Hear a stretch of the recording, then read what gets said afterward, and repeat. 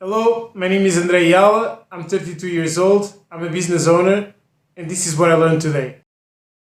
Use your memory as your most powerful tool. Use your memory as a catalyst for positive things, not to drag you down, but to move you forward. This is how I use my memory. Somebody told me when I was younger at the football club that when I finished playing football, I would be fat. So I worked out, I work out, I eat healthy as I can. So I keep my body percentage fat down.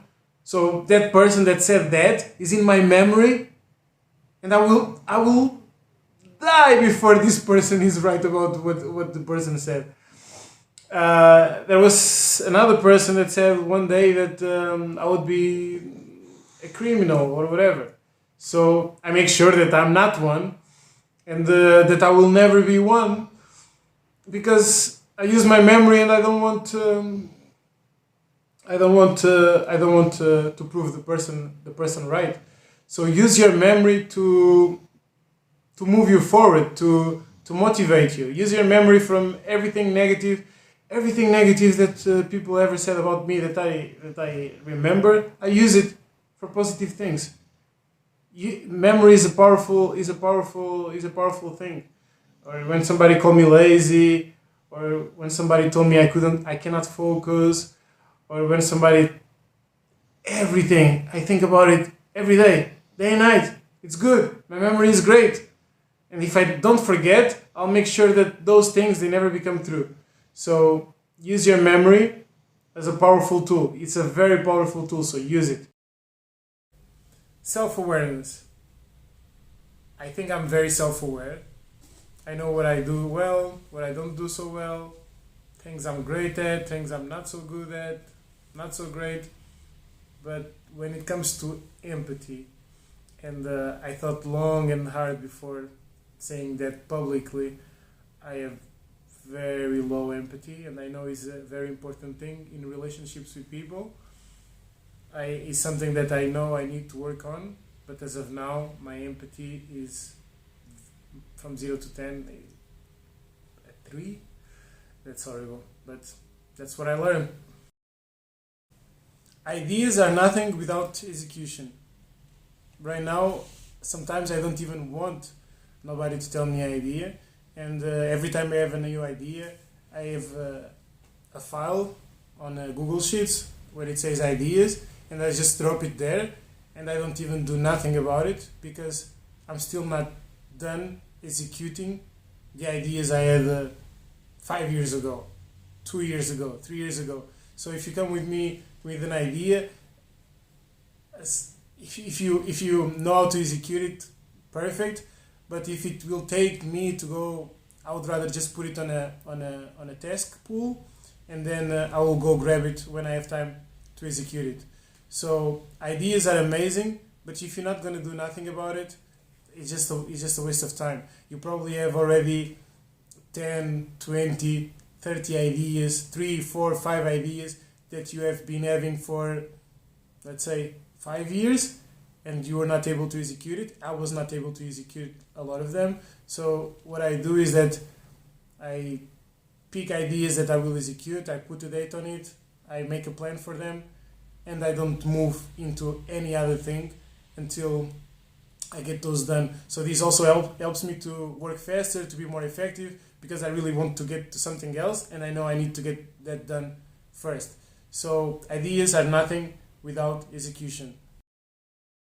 I'm more tolerant in my business relationships than I am, and than I will, I think, ever be in my personal relationship.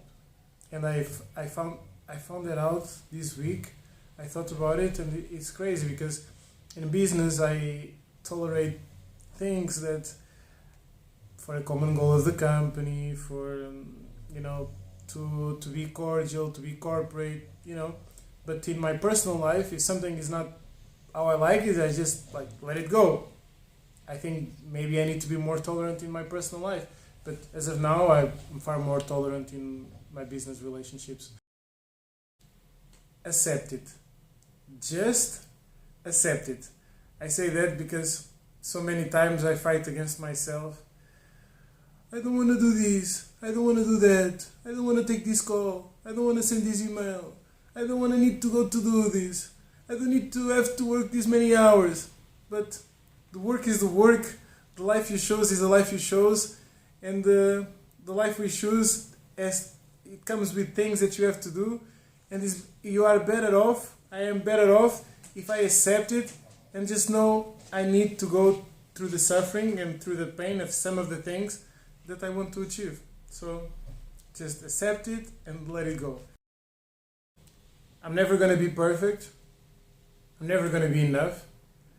There will be always people judging me and criticizing. And that's just what it is. Sometimes I think about it and I think, the biggest example of that, in my opinion, Ronaldo. Look at the guy. The guy does everything perfect. Scored the most goals. Has the most discipline. Since he started his career, everything was on top. Changed the life of his family. Changed the life of the next 3 families after him. People still criticize him. So after this, there is nothing else to talk about. There is nothing you can do that will be enough. Just be you and that's alright. I'm afraid of what people will think about me. And I decided to do a video about it, so it's out there in the open that making videos is difficult for me. I overthinking. I think maybe I'm not good enough in front of the camera. Maybe I shouldn't be doing this. Maybe what somebody will think. And those are all thoughts that come through my mind that I choose to ignore. So if you also have this kind of thoughts, join the team. Something is better than nothing. What I mean is, if I don't read, reading a little bit is better than not reading. If I don't run, running a little bit is better than not running. If I don't go to conferences, going to one is better than going to none. If I don't go to jiu-jitsu classes, going to one is better than none. And now, actually, I'm not going to none. You know, so everything you do, everything I do, I always have this perspective. If I'm not doing anything, if I do a little bit, it's better than nothing. So something is better than nothing. If you are not it now, you are not it. What it means? It means that last year, in April, I ran 50 kilometers. Right now, currently, I can only run 5 and I feel tired. So it doesn't matter that last year I ran 50 kilometers. Right now, I'm a person that can only run 5 and feels tired. That can change maybe next month, but right now this is who I am. So sometimes I myself get caught up on what I used to do, good or bad. I used to do this, I used to do that. It doesn't matter at all. What it matters is who we currently are and what we currently do. The pitbull mentality. Pitbull mentality means not letting go no matter what. I don't know if it's true, but I heard that when pit bulls, when they put their jaw on something, they don't let it go. When they close it, they don't let go. And I believe we should have the same. I should have the same attitude towards my issues, my problems, my goals. It means if I put something down that I want to do, until it's done, I cannot let it go. Finishing time. I like to be productive, and so I pay really attention to how I spend the time.